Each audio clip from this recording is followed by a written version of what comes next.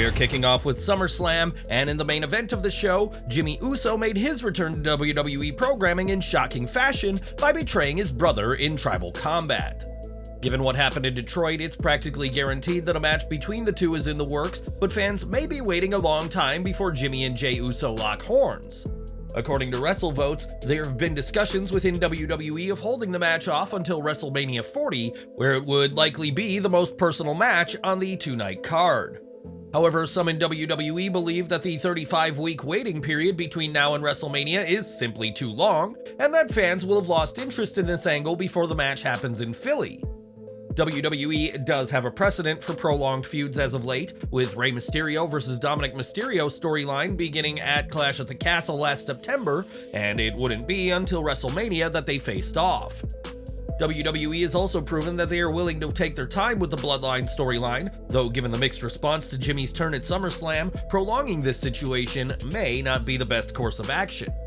Ultimately, fans will just have to remain tuned in to see what happens with the Usos, but do you think WrestleMania 40 is too long to wait for their match? Let us know down in the comments. Jimmy Uso made sure that his brother Jey did not leave SummerSlam as the undisputed WWE Universal Champion, ruining Jey's first world title opportunity in close to 3 years. SummerSlam was clearly a disappointing night for Jey Uso, who will likely not get another title opportunity anytime soon, but even without his brother, he was always coming up short. During an appearance on the McGuire on Wrestling podcast, Dave Meltzer made it clear that at no point did anyone in WWE even consider that Jey was going to win the title and take the mantle as the tribal chief.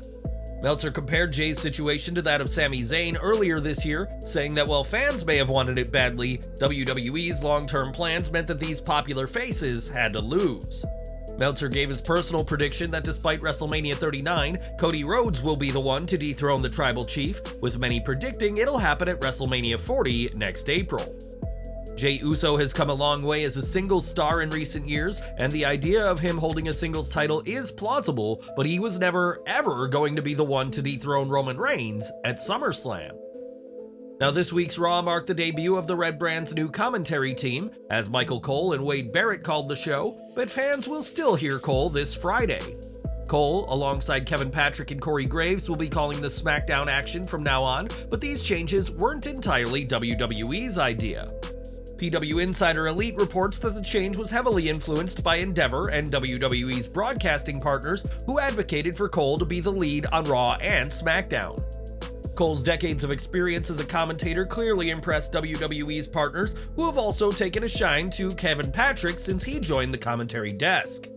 The report emphasized that Patrick moving to SmackDown shouldn't be seen as a demotion, but rather that they feel he can get a ton of experience working with both Cole and Graves.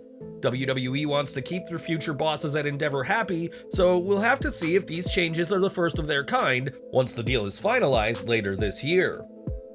Earlier this month, the Elite signed new lucrative contracts with AEW, which will keep Kenny Omega, the Young Bucks, and Hangman Page around for many years to come.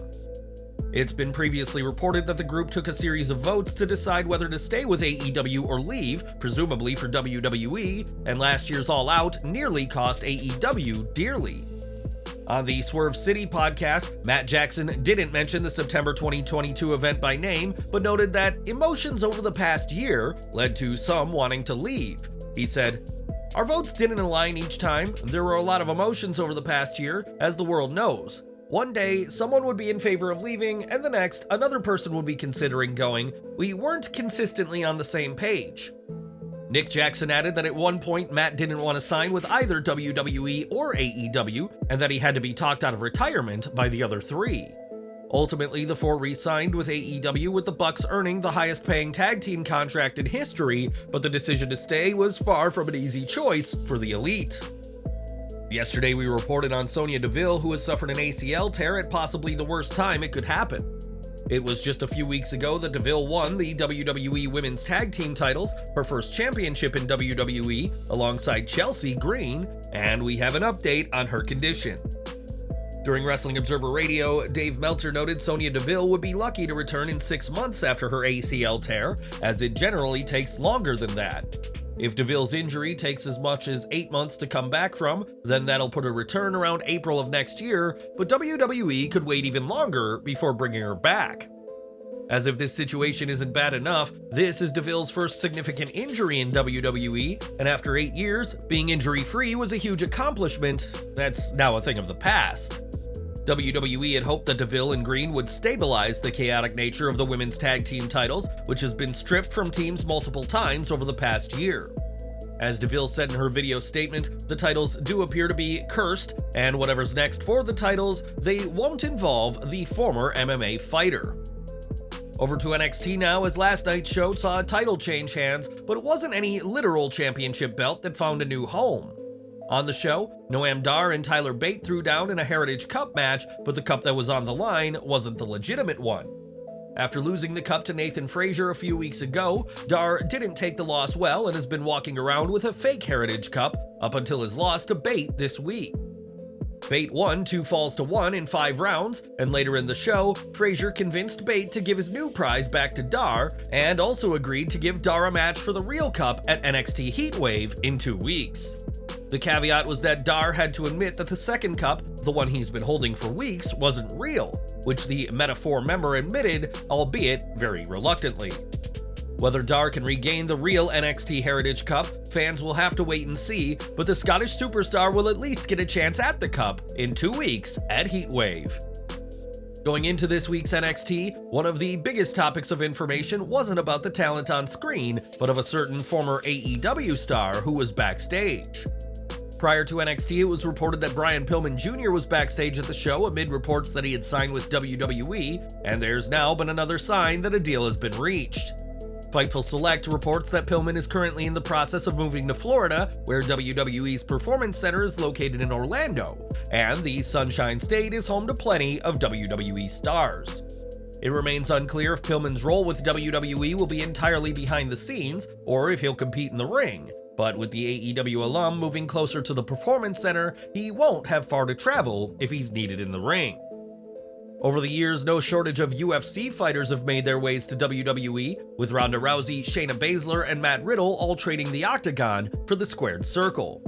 Recently, UFC's Jorge Masvidal spoke about jumping to WWE, saying he would be open to the idea if the right circumstances arise, but if he jumps, the fighter shouldn't expect a warm welcome. On Twitter, several users expressed their displeasure at the idea of Masvidal joining WWE, with one saying that he isn't a box office needle mover anymore and should try Impact Wrestling instead. Another said that UFC fighters often speak about WWE being fake and the talent being wusses, but are quick to change their attitudes when they realize they can make money in the wrestling world. One fan made their point short and clear, saying that nobody wants him in WWE, despite Masvidal having made a handful of appearances for AEW, even hitting Chris Jericho with his famous high knee at one point. WWE CEO Nick Khan has openly spoken about bringing in high-profile athletes from outside wrestling, and do you think Masvidal has what it takes to be a WWE superstar? Or should WWE steer clear of the fighter? And we're ending today with SummerSlam, as Brock Lesnar came up short against Cody Rhodes and had an out-of-character interaction with the American Nightmare after the match. Despite his defeat, Lesnar shook hands with Cody in a sign of respect, and the out-of-character interactions didn't stop there. WWE's official Instagram account uploaded a humorous new video today of Lesnar exiting the ring after the bout and stopped during his walk up the stage to grab a fan's hat. The fan would quickly get their hat back and had a huge smile on their face, as they'll certainly remember this interaction with the Beast incarnate. Despite Lesnar being advertised for Payback, more recent reports have said that Brock is not expected to compete again for the rest of this year, ending his latest run of matches with the company.